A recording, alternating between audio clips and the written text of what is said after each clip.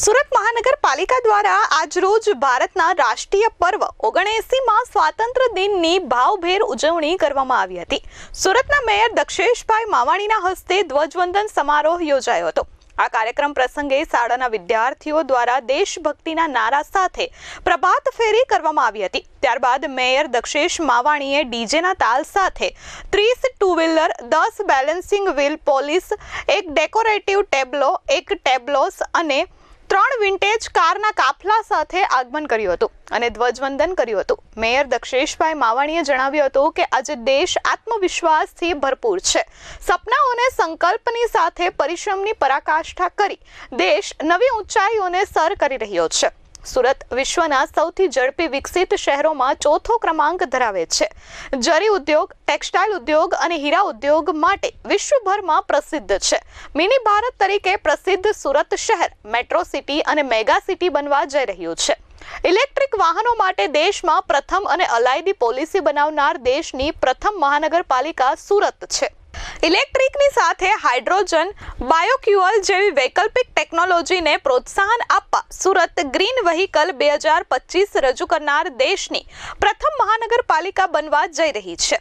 જળ સંચય અભિયાન અંતર્ગત નગરપાલિકા હસ્તકની મિલકતમાં આજ દિન સુધીમાં 2843 જેટલા ગ્રાઉન્ડ વોટર રિચાર્જ સિસ્ટમ પ્રસ્થાપિત કરવામાં આવી છે।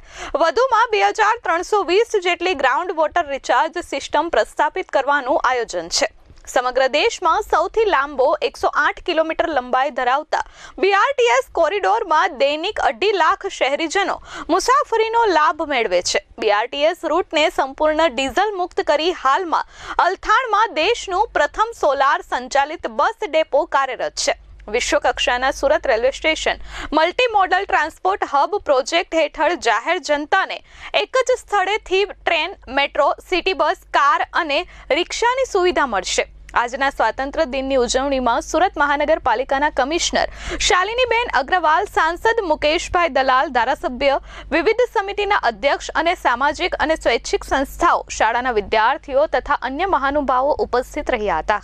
15મી ઓગસ્ટ 1947 માત્ર કેલેન્ડરની તારીખ નથી, પરંતુ ભારત દેશના તમામ નાગરિકો માટે ગૌરવ, બલિદાન અને સ્વાભિમાનનો દિવસ છે।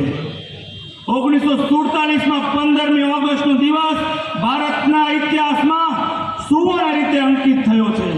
આ દિવસ ભારતના બ્રિટિશ શાસનમાંથી આઝાદી મળી હતી। આ એક કઠિન અને લાંબો સંઘર્ષ હતો, જેમાં ઘણા સ્વાતંત્ર્ય સેનાનીઓ અને મહાપુરુષે આપણી આ વહાલી માતૃભૂમિ માટે પોતાનું જીવન બલિદાન આપ્યું હતું। ભારતના સંરક્ષણ ઇતિહાસના નિર્ણાયક અને યાદગાર પ્રકરણમાં ઓપરેશન સિંદૂર અને ઓપરેશન મહાદેવની ઐતિહાસિક સફળતા માટે દાખવેલ અસીમ શૌર્ય અને પરાક્રમ માટે ભારતીય સેના તેમજ સશસ્ત્ર બળો સાહસિક નિર્ણાયક નેતૃત્વ બદલ હું આ મંચ ઉપરથી તમામ સુરતીઓ વતી ખૂબ ખૂબ અભિનંદન પાઠવું છું। Bureau report S24 news, Surat.